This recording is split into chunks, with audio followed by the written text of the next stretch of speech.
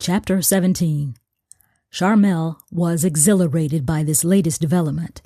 She might be able to track down Mrs. Angie Pierce online or make a few phone calls in Detroit, but this was one of those feel-it-in-your-bones situation where she knew she had to be there in person to track her down and come face-to-face with the woman who had something in common with another woman she most likely had never heard of, Etta Hayes. They both at some point in their lives loved the same man, just not at the same time.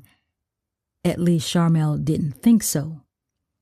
She had a few matters to attend to in Pearl City before her trip to Detroit. First, she didn't know how long she'd be gone, so she had to make arrangements for Nancy Drew. She amused herself with the fact that her first thought was not about the business or even the church, but what to do with sweet Nancy Drew, who was sure to give her the cold shoulder whether she was gone for a day or a week. Normally, her parents would cat-sit for a few days or a week, but this was not a normal situation. Sharmelle knew this trip would elicit too many questions from her mother. But Lyra was going out of town to Memphis later in the week to interview researchers at St. Jude Children's Hospital for a documentary she was producing about childhood cancer. And as much as she loved her brother Cassius, she didn't trust him to look after Nancy Drew for more than a day. Cats can usually fend for themselves, but Sharmelle had not forgotten the time she went on a girls' trip to Bermuda with W2, and Nancy Drew was Cassius's house guest for the week. Somehow she escaped, and it took him a day to find her after she ended up on a neighbor's front porch 2 streets away, and they took her to the vet to have her microchip scanned. Cassius sheepishly confessed when Sharmelle returned from her trip and vowed to be more responsible in the future. Sharmelle wasn't convinced. She didn't want to leave her with W2 because the family's beloved golden retriever Samson had a feline bias, and her friend Sam was allergic to cats. So Sharmelle realized she was out of options and called her mom. And she was right. Lorraine St. Simon's first question was, "Why are you going to Detroit?" "It's a case I'm working on." "What's the case about?"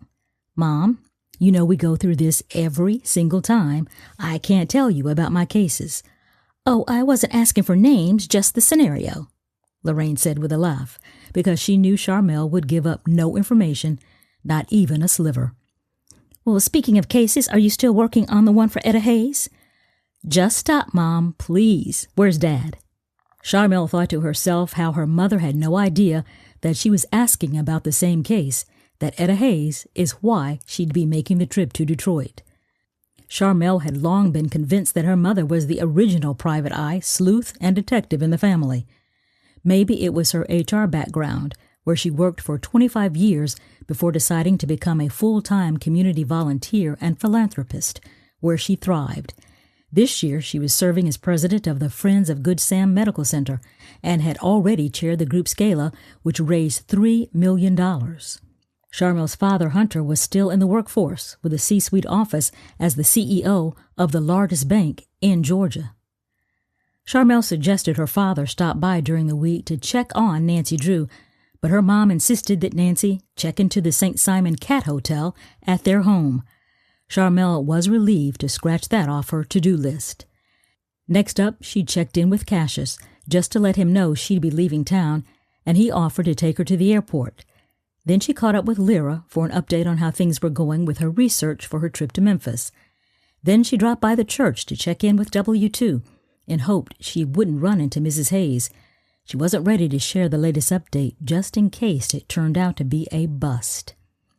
W2 was the only person as inquisitive as her mother and got the same response. "Can't tell you about my client, can't tell you about my case right now."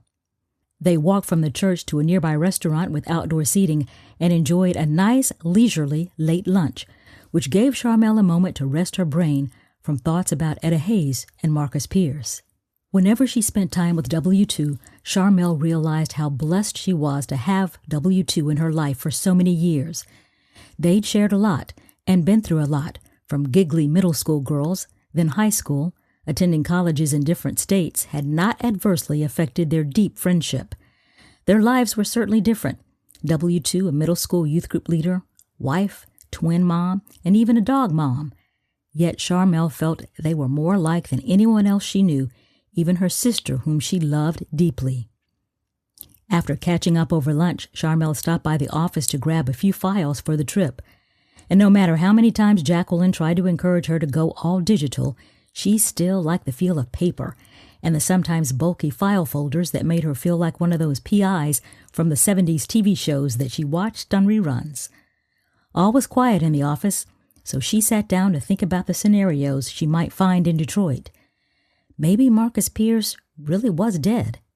Maybe he and Angie were divorced. Maybe this would be an entirely different Marcus Pierce. And then she thought about this. Maybe she would find Angie Pierce.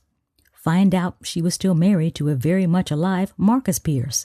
He'd be simply delighted to reconnect with Etta Bell Hayes, and everyone would live happily ever after. She smiled at that thought of everything working out without any complications. But then she thought of Lucian Hayes. She might be close to blowing up his life. And whom would he be mad at? His late father? His mother? Or perhaps Sharmelle herself for getting to the bottom of the mystery he knew nothing about.